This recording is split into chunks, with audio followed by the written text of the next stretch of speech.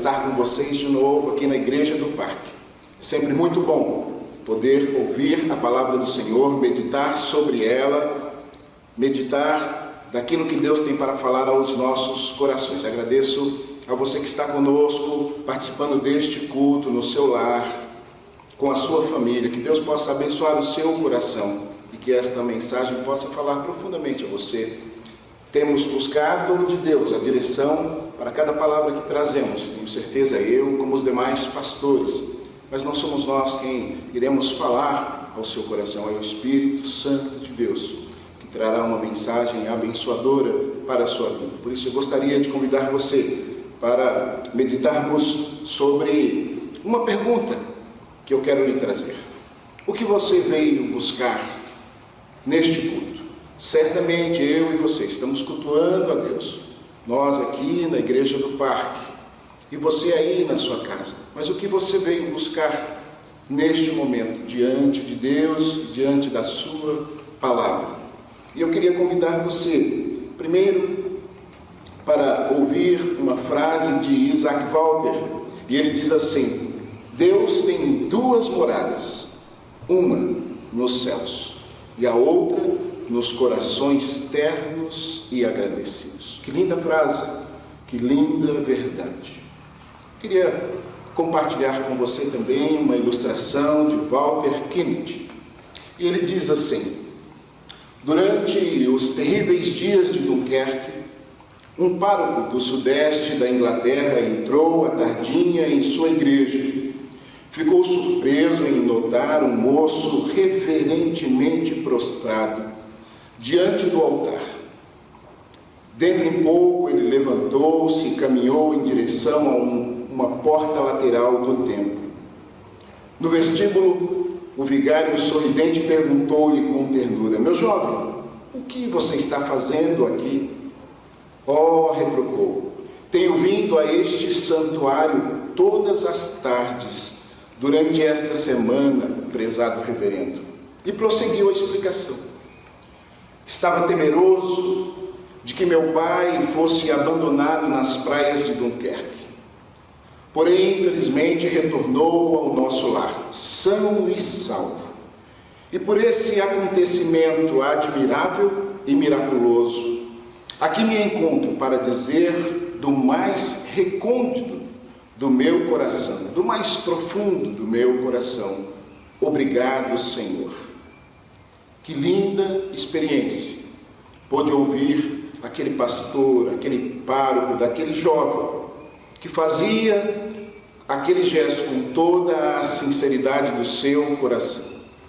Na fatídica Segunda Guerra Mundial, seu causador invadiu a França.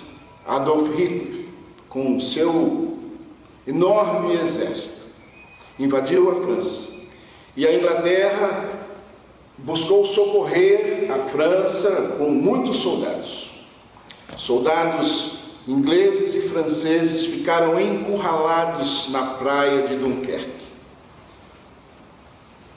Os mais favoráveis, na busca pelo resgate, pensavam que poderiam alcançar em torno de 75, no máximo 120 mil soldados, para poder salvá-los da morte. Porque o exército alemão caminhava ao encontro de mais de 300 homens, e certamente pensavam que dali escapariam apenas entre 75 e 120 mil soldados. Mas de uma forma miraculosa, de uma forma surpreendente, com o envolvimento de muitas embarcações, foi possível salvar mais de 300 mil homens. Por isso, aquele jovem tinha no seu coração a certeza de que aquele feito, além de admirável, também havia sido miraculoso, porque ninguém conseguia prever que seria possível salvar mais do que 120 mil homens. Essa é a razão pela qual aquele jovem vinha todos os dias àquela igreja para agradecer. Agradecer a quem? Agradecer a Deus. O que veio buscar esta noite? O que você veio buscar neste culto, neste momento, quando você me ouve? Entre eu e você, conosco, está Deus, que ouve o seu coração, ouve cada batida, sabe o que se passa na sua mente, deseja atender você, segundo a sua palavra, segundo a sua soberana vontade. E por isso esta pergunta: o que você veio buscar? O que você veio entregar para Deus neste momento? Porque você sabe, Deus nos acompanha cada dia, cada passo, em cada palavra, em cada pensamento. E certamente tudo o que fazemos é uma entrega da nossa vida ao nosso Deus. O que você veio buscar? O que você veio entregar a Deus? Eu quero compartilhar com você a mensagem que Deus colocou no meu coração. Queria pedir para que você, na sua casa, abrisse a sua Bíblia ou acompanhasse o versículo e o texto que lerei, que está no Evangelho segundo João, capítulo 7, dos versos 45 ao verso 42. E diz assim a palavra de Deus: os guardas então voltaram aos principais sacerdotes e fariseus, e estes lhes perguntaram: por que não o trouxestes? Os guardas responderam: nunca ninguém falou como este homem. Mas os fariseus perguntaram: também fostes enganados? Por acaso alguma das autoridades creu nele, ou alguém dentre os fariseus? Mas essa escória que nada sabe da lei é maldita.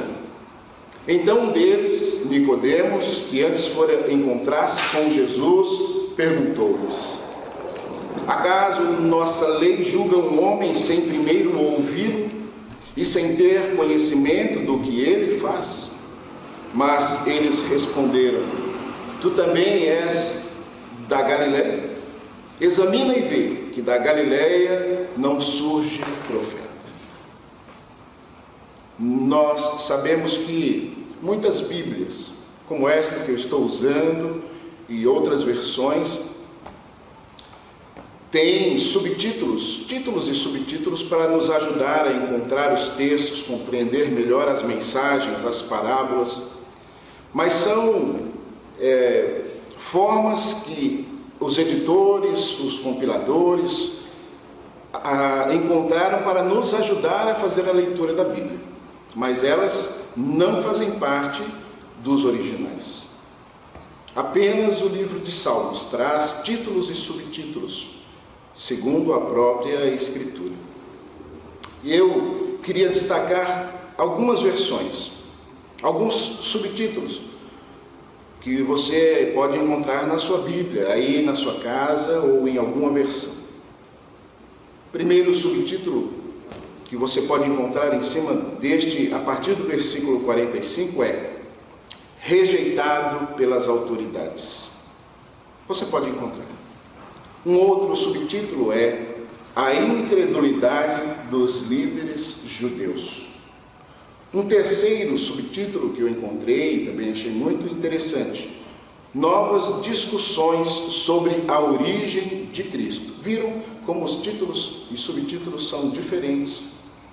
Mas eu gostaria de destacar um que muito me chamou a atenção, é um subtítulo para esse texto que nós encontramos na Bíblia de Genebra. E o subtítulo diz assim: os guardas voltam sem Jesus. Eles foram mandados para uma missão, mas voltaram sem Jesus.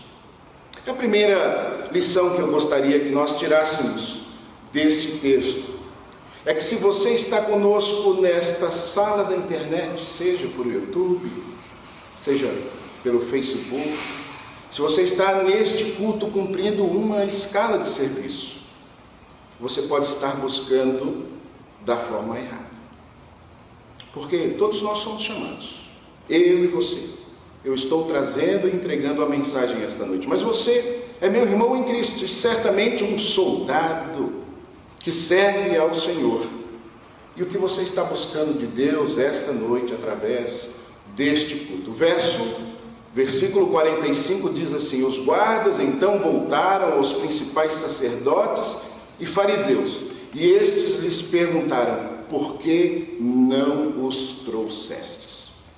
Você sabe, os fariseus eram os líderes religiosos no templo e nas escolas. Eles tinham em sua mente e apregoavam sobre um Jesus profanador, um Jesus rebelde, um Jesus perigoso.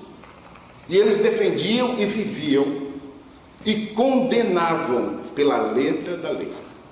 Quando eles mandaram aqueles soldados, eles tinham colocado na mente dos soldados: vocês vão encontrar um homem perigoso, um homem profanador, tragam-no para nós.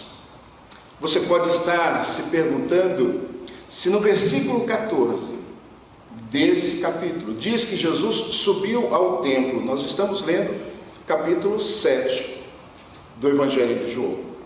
Se você diz que no versículo, se você ler e verificar que no versículo 14 diz que Jesus subiu ao templo, porque os principais sacerdotes e fariseus perguntaram: por que não trouxestes? Se Jesus subiu, por que eles perguntaram por que não trouxestes? Jesus já estaria ali no templo junto com eles. Acontece que na cidade de Jerusalém, todo o entorno do templo era considerada uma área do templo. E nós também temos conhecimento de que no templo apenas sacerdotes entravam. Você tinha uma área no entorno do templo. E era nesta área onde aconteciam os momentos de ensino, os momentos de aprendizado, no entorno do templo. E era neste entorno que Jesus estava. Quando nós ouvimos várias vezes a respeito de Jesus estar ensinando, a Bíblia diz que Jesus estava no templo, mas em alguns outros registros diz que Jesus estava no pátio do templo. Você sabe, nós não podemos nos furtar a conhecer a palavra de Deus. Nós sabemos que Jesus era um judeu, e um judeu cumpridor da sua religião. E ele tinha conhecimento, e por isso ele só permanecia nas áreas onde ele podia estar. Então, se Jesus estava sendo acompanhado por uma grande multidão, não há uma definição se nesta multidão tínhamos só judeus, se tínhamos só gentios, se tínhamos mulheres juntos ali ouvindo o Senhor Jesus. Então nós temos que ter na nossa mente uma imagem de que o templo estava ali, o templo onde entrava o sacerdote e o sumo sacerdote. Do lado de cá você tinha o pátio dos judeus, onde só entravam judeus puros, descendentes de judeus. E você tinha o pátio dos gentios, onde entravam os gentios convertidos ao judaísmo. Então, se Jesus estava pregando para uma grande multidão, e você imaginar que naquela grande multidão você tinha também judeus gentios, ou seja, gentios convertidos ao judaísmo, então nós devemos imaginar que Jesus não estava tão próximo ao templo. Por isso a pergunta dos fariseus e o envio daqueles guardas do templo para encontrarem Jesus. E é interessante nós ouvirmos e prestarmos atenção na resposta daqueles guardas. Você imagina, o fariseu era a autoridade máxima, os sacerdotes eram a autoridade máxima para os judeus. Eram eles quem davam todas as direções, eram eles quem faziam os julgamentos. E mesmo diante desta autoridade máxima, quando o guarda ou os guardas foram interpelados, eles responderam: nunca ninguém falou como este homem. O que você veio ouvir esta noite? Certamente você não veio ouvir somente uma mensagem do Adesilto, do pastor Adesilto. Nós estamos juntos aqui, embora você na sua casa, eu aqui neste púlpito, mas nós estamos na presença de Deus como igreja. No início do cristianismo, a igreja se reunia desta forma: as pessoas nos lares, pequenos grupos, como temos aqui na igreja os pequenos grupos neste tempo, se reunindo também por via online, mas existem pequenos grupos. Naquela época, muito mais, que se funcionava muito melhor, porque também precisavam evangelizar, levar a palavra para as suas famílias, e certamente, eu tenho a certeza de que Deus está com você aí, na sua casa, neste momento, desejando falar ao seu coração. Aqueles homens, aqueles guardas, servidores entraram para cumprir o seu turno. E nós sabemos também isso. Eram separados turnos para cada grupo, para cada família. Eles tinham que desenvolver a sua atividade. E eles foram naquele dia para cumprir a sua missão. Eu queria tirar uma segunda lição para você, para mim, para nós. Se você está conosco nesta noite apenas cumprindo uma obrigação, você pode estar buscando a Deus da forma errada, porque nós não temos como obrigar Deus a falar conosco. E quando você faz algo para Deus por obrigação, você pode ter certeza que também não agrada o coração de Deus, porque Deus quer que nós o cultuemos livremente, de coração e mente abertos, como nos exorta Paulo. Deus deseja um culto racional, onde a sua mente e o seu coração estão desejosos de estar na presença de Deus. Aquele momento, aquele encontro de judeus, aquela festa era chamada de Sukkot, era a festa dos tabernáculos. Os judeus tinham 3 festas durante o ano, e essa era uma delas, a festa dos tabernáculos, também conhecida como festa das cabanas ou festa das tendas. Essa festa tinha por objetivo, primeiro, pedir, clamar a Deus que enviasse chuva, enviasse água, porque era época de plantio e época de colheita, para pedir a Deus que mandasse chuva.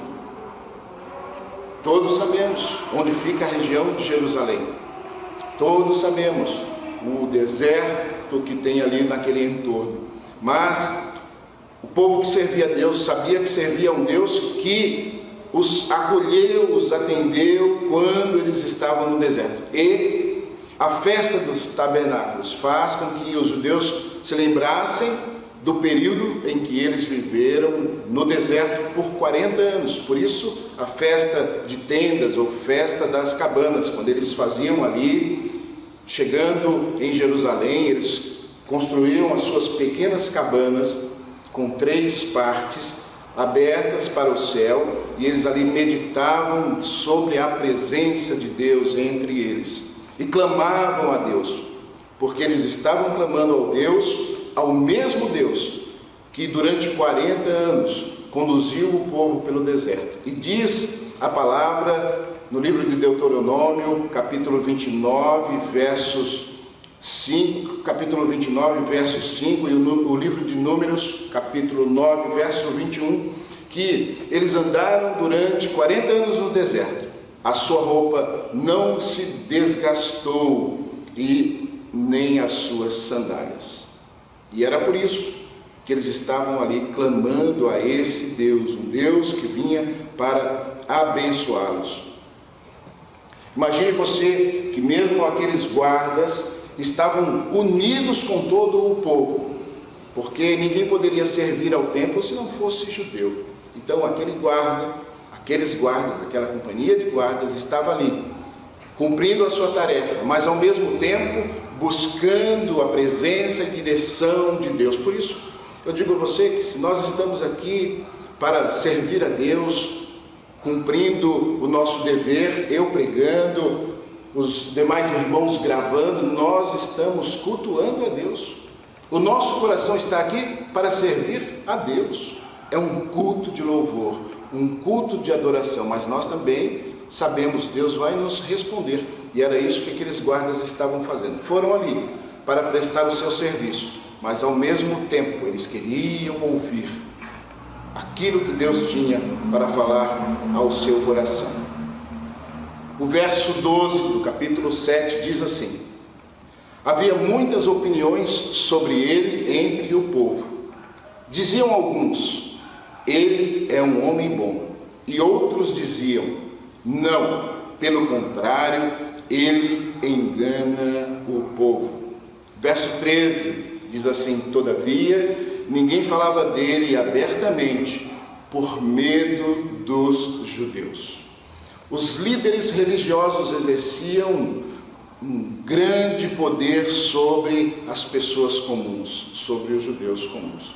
E é importante nós termos conhecimento disso, porque nós precisamos entender o que estava acontecendo naquela situação. Jesus, se vocês lerem o texto desde o início, do capítulo 7, vocês vão ver que os irmãos de Jesus estavam com vergonha dele. E recomendaram a Jesus que fosse pregar lá na Galileia, para que os seus discípulos estivessem com ele. E Jesus se afasta dos seus irmãos, os irmãos vão para Jerusalém, vão para o templo, e Jesus segue em separado deles. E ele, em separado, não tem como, ele era Deus, Jesus é Deus. E estando ali no meio do povo, começa a falar, e aí começa a atrair uma grande multidão, é o que diz a palavra. E porque os judeus que estavam ali ouvindo Jesus temiam reconhecer que ele era o Cristo, porque reconhecer que ele era o Cristo era dizer que as profecias estavam se cumprindo, e por isso os fariseus condenavam qualquer pessoa que fizesse esta afirmação.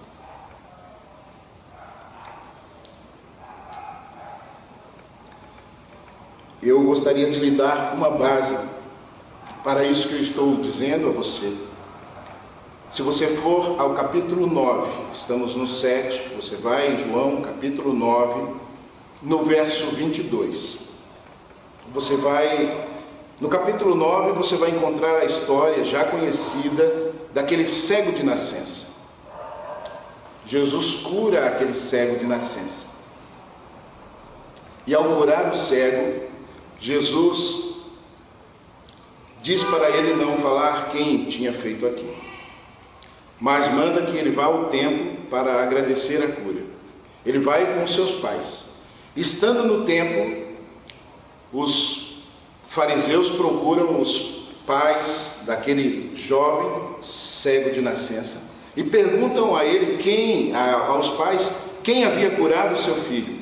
E os pais, versículo 22 diz assim: seus pais disseram que não sabiam quem havia feito aquilo. O versículo 22 diz: seus pais disseram isso por medo dos judeus, que já haviam combinado que se alguém confessasse que Jesus era o Cristo, seria expulso da sinagoga. Está aí na sua Bíblia. Por isso os judeus tinham medo de confessar Jesus como Cristo. Você pensa, o que era mais importante para o judeu? Ser judeu.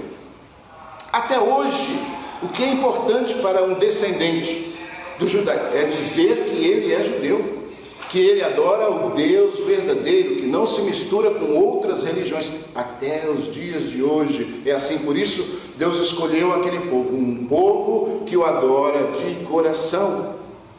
Tem errado? Não reconheceram a Jesus como o Senhor e o Salvador? Sim, mas os judeus, o povo de Israel, é o povo escolhido por Deus. E por causa desta afirmação, quando ao cego, ao curado, é perguntado quem o curou, ele diz: se é pecador, não sei. Uma coisa sei, eu era cego e agora estou enxergando. E por isso, no versículo que nós lemos, no capítulo 7, de 45 a 52, o verso 49, traz aquela afirmação feita pelos fariseus. Quando eles perguntaram para os soldados, e os soldados disseram que nunca ouviram alguém falar como aquele homem, os fariseus dizem assim: mas esta escória que nada sabe da lei é maldita. Olha que palavra forte. Você já imaginou ouvir isso do seu líder, dizendo sobre todos aqueles que estavam admirados por Jesus? Inclusive os próprios soldados foram chamados de escória e malditos. Palavras pesadas, palavras duras, vindas dos fariseus, condenando aqueles que estavam admirando o Senhor Jesus. O verso 31, capítulo 7, verso 31, diz assim: contudo, muitos da multidão creram nele e diziam: quando o Cristo vier, fará ele mais sinais do que este homem fez? Quando os fariseus mandaram os guardas do templo para encontrarem Jesus, foi este clima que os guardas encontraram. Eles saíram ouvindo que iam pegar um homem profano, um homem que causava discórdia, um homem que estava trazendo confusão. Mas quando eles chegaram no lugar onde Jesus estava, eles ouviram isso, pessoas que estavam crendo nele e perguntando: quando o Cristo vier, fará mais do que este homem tem feito? E aí, aquilo quebrou o coração dos soldados. Eu queria convidar você para meditar e pensar quantas vezes você está pronto para testemunhar. Você está com a palavra de Deus em algum ambiente onde algo aconteceu. Você está no hospital, acompanhando um enfermo, às vezes da sua família, da empresa, da igreja. Você está na escola, na reunião dos seus filhos. Hoje são reuniões online, mas já participei muito de reuniões para tratar de assuntos referentes aos nossos filhos, a minha filha. E era naquela situação, era naquele momento, quando me davam a oportunidade de abrir a boca, seja para o que fosse, para agradecer a professora, agradecer a diretora, Se em um hospital, fazendo uma visita ou acompanhando um parente enfermo, quando eu recebo o médico, as perguntas que faço, quando recebemos o enfermeiro no quarto, a forma como a tratamos, a forma como a agradecemos, você tem a oportunidade de testemunhar, de quebrar o coração, de fazer com que a pessoa se interesse pelo seu estilo de vida, por aquilo que te dá base, que te sustenta. Foi isso que aconteceu com aqueles guardas. Eles saíram procurando um profanador, mas quando chegaram, encontraram pessoas admirando Jesus, eles não tiveram a ousadia de desejar prender Jesus. Eles queriam fazer o quê? Ouvir Jesus. Quantas vezes perdemos a oportunidade de testemunhar de Jesus, porque a nossa vida não condiz com o Evangelho, com aquilo que pregamos, com a forma como deveríamos falar, caminhar, tratar as pessoas. Porque não sou eu, não é você quem vai mudar a vida de alguém. É Deus, é a ação do Espírito Santo. E qual é a nossa responsabilidade? É viver o Evangelho. É atrair as pessoas para nós, para que a pessoa tenha o desejo de, se está precisando de ajuda, se está precisando de socorro, se precisa de uma ajuda dos altos céus, de um milagre, como li na ilustração, ele possa dizer: Deus existe e Deus vai falar comigo. E foi isso que aconteceu com aqueles soldados, com aqueles guardas. Foi com esse sentimento que eles encontraram aquela multidão, crendo que ele era o Cristo, corações pulsando mais forte. Eles haviam ido ao templo para orar, como costumavam, ler salmos juntos com os sacerdotes, no seu devido grupo, no seu devido momento, mas eles encontraram o Cristo. E quem era Cristo era e é o próprio Deus presente ali entre eles, e foi isso que eles sentiram. Então, por isso, naquele momento, os seus corações pulsaram forte, os seus olhos brilharam, eles sentiram a presença de Deus. O versículo 37 diz: no último dia da festa, o dia mais importante, Jesus se colocou em pé e exclamou: se alguém tem sede, venha a mim e beba.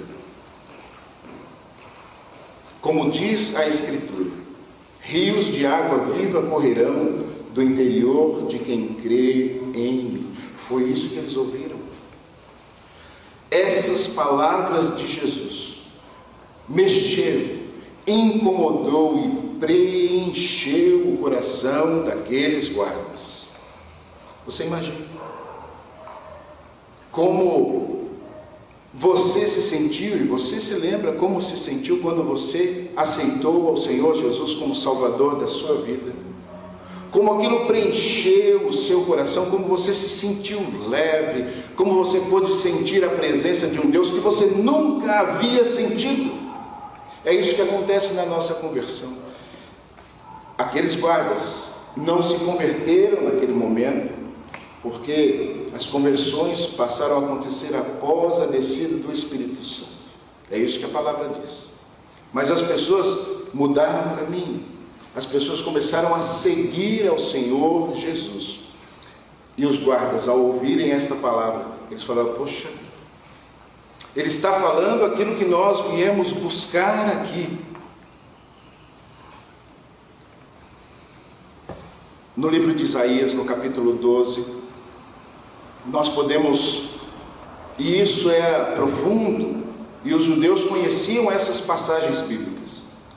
Isaías capítulo 12, quando ele fala a respeito do louvor de salvação do Senhor, no versículo 2 e 3, nós lemos assim: Deus é a minha salvação, confiarei e não temerei, porque o Senhor Deus é a minha força e o meu cântico, Ele é a minha salvação. Verso 3 diz: tirareis águas das fontes da salvação com alegria. Deus é a minha salvação. Ele é a libertação de todos os meus inimigos, dos físicos e dos espirituais. Foi isso que, ouvindo aquela palavra de Jesus, os guardas sentiram. Que homem!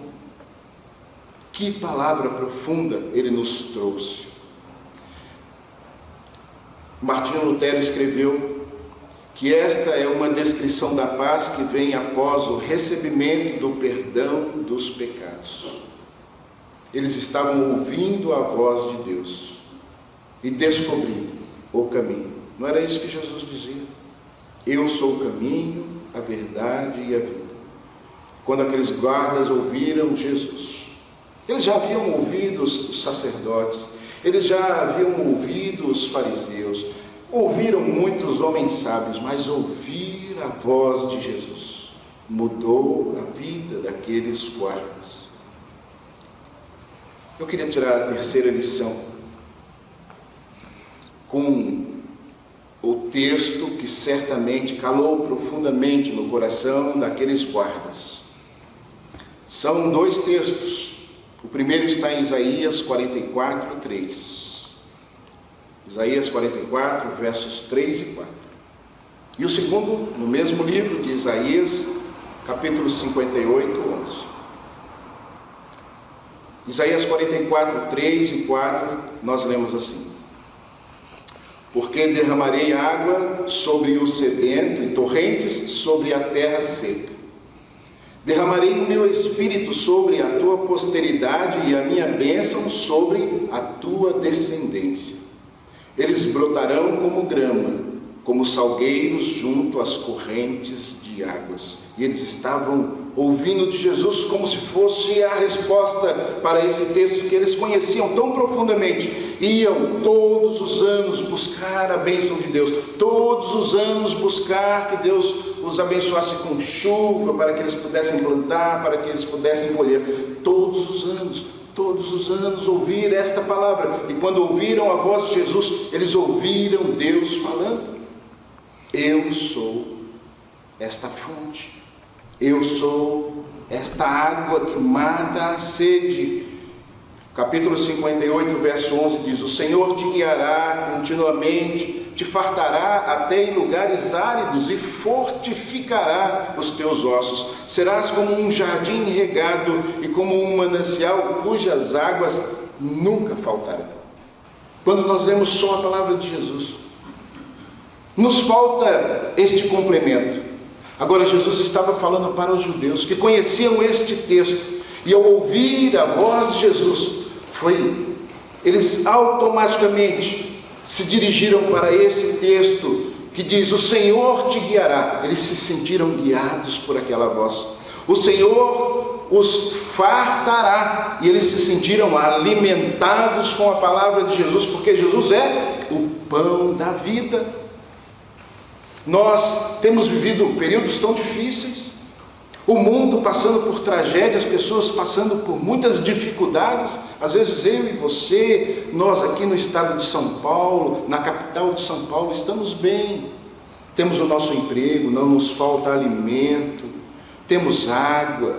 Mas quando nós começamos a sair do nosso estado, quando nós saímos do nosso país e vemos, ouvimos, assistimos pessoas passando por tantas dificuldades, são as mesmas pessoas. Nós, você aí na sua casa, bem guardado, bem acomodado, somos nós e eles, que estão em campos de refugiados, faltando alimento. Você está aí com seus filhos, bem cuidados, e às vezes nós assistimos reportagens que nos fazem chorar. Tanta tristeza, tanto sofrimento, tantas crianças fugindo das suas pátrias, fugindo da guerra, refugiados. Essas pessoas também precisam de Deus, o nosso Deus, do nosso Deus. E os judeus estavam ali, naquela festa dos tabernáculos, buscando a resposta e a presença de Deus. E aqueles guardas, ao ouvirem a voz de Jesus, ouviram a voz de Deus. Quando nós nos convertemos, nós temos e recebemos esta certeza através do Espírito Santo de que Jesus é o pão da vida. Ele sacia a nossa alma, não é isso? Jesus sacia a nossa alma. Agora, às vezes por um momento, por alguma dificuldade, nós agimos como se não fosse isso a verdade da nossa vida. Nós nos deixamos entristecer, nós nos deixamos abater, nós deixamos a nossa fé enfraquecer. No começo desta pandemia, quantas pessoas pensaram: Jesus está voltando. Será que é a volta de Jesus? E eu gostaria de devolver essa pergunta: como você reagiu ao pensar de que Jesus estava voltando? Sua vida melhorou, seu relacionamento com Deus melhorou, você passou a orar mais, ler mais a palavra e desejar que Jesus viesse e falar mais dele para os seus familiares que não conheciam, sabendo que quando Jesus voltar, vai acontecer o julgamento final. Qual foi o nosso comportamento? Como nós assistimos a tudo isso, sabendo que nós servimos ao Deus verdadeiro? Pois é, aqueles guardas tinham a certeza absoluta que eles estão caminhando, buscando viver diante do Deus verdadeiro. E quando eles ouvem Jesus, eles dizem: esse é o Cristo. Que homem, que palavra admirável! Quando as pessoas ouvem a mim e a você falando a respeito da Bíblia, eles têm que ouvir da nossa boca palavras com esta força, com esta energia, com este poder, porque o poder não vem de mim, não vem de você, o poder vem de Deus e da ação do Espírito Santo. E é isso que nós temos que fazer, proclamar esta palavra. Nunca ninguém falou como este homem, foi a resposta daqueles guardas para os fariseus. Não importa a sua autoridade, não importa o que você pensa a respeito dele, nunca ninguém falou como aquele homem. Se você veio buscar esta noite uma palavra especial para o seu coração, neste culto, eu gostaria de deixar esta palavra: descanse no Senhor da sua salvação. Ele fartará você nos lugares áridos.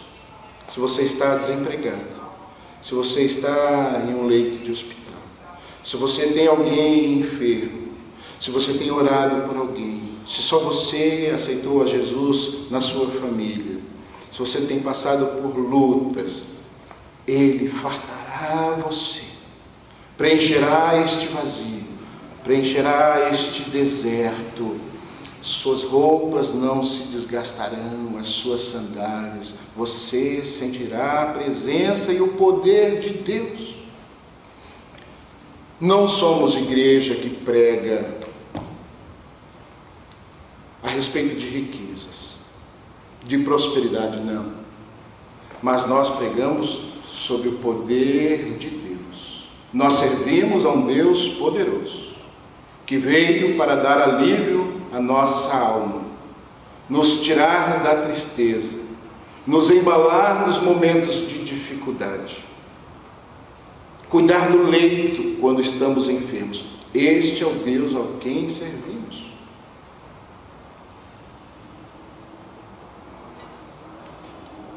Você encontrará descanso no Senhor. Ele fartará você dos lugares áridos e fortificará os seus ossos. Descanse nesta promessa. Descanse nesta verdade. Os soldados, os guardas, foram buscar um Cristo que eles não conheciam e voltaram com uma resposta maravilhosa: que homem é este? Eu e você, que já temos a Jesus como nosso Senhor e Salvador, podemos afirmar isto o tempo todo, para quem nos perguntar, que é Ele quem nos fortalece, é Ele quem nos conduz, é Ele quem nos farta, para que possamos ter também o poder e a condição de dizer para aquele que não conhece a Jesus, que há um caminho, há uma verdade e ela está no Cristo, a quem os soldados encontraram. Queria convidar você para orar nesse instante. Senhor, muito obrigado, porque nós encontramos no registro da Tua Palavra, na Tua Palavra, que é viva, transformadora, o conforto para o nosso coração. Obrigado, porque enquanto Jesus esteve aqui na terra, pregando, vivendo, mostrando aos homens que o Senhor daria a resposta que os corações precisam. Essa palavra ficou registrada e nós podemos ler e ouvir e entender no nosso coração, pela direção do Teu Santo Espírito, falando a cada um de nós, que o Senhor nos salva, o Senhor nos farda, o Senhor nos fortalece, que crendo assim possamos descansar em Ti, na certeza de que o Senhor é o nosso Deus. Assim nós oramos agradecidos, em nome de Jesus. Amém. Eu queria convidar você agora para ouvirmos mais uma canção pelo grupo de louvor.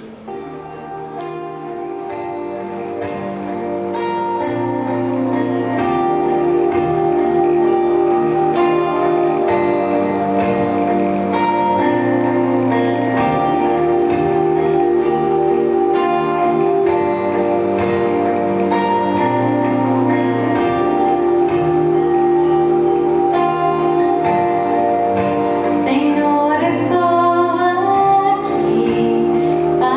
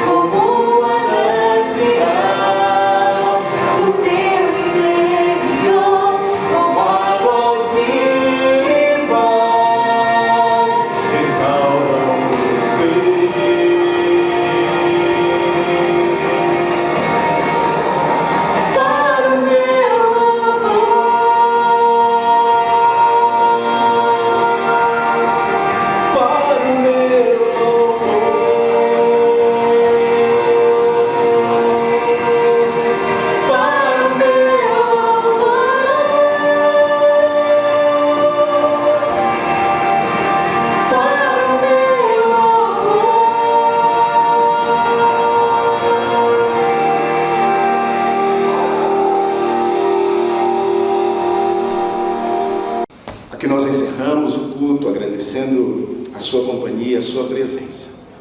Queria convidar você para a bênção apostólica. Que o amor de Deus, o nosso Pai, que a graça de Cristo Jesus e o eterno consolo do seu Santo Espírito seja conosco, a Igreja Batista do Parque, com todo o seu povo, até a volta do Senhor Jesus. Amém.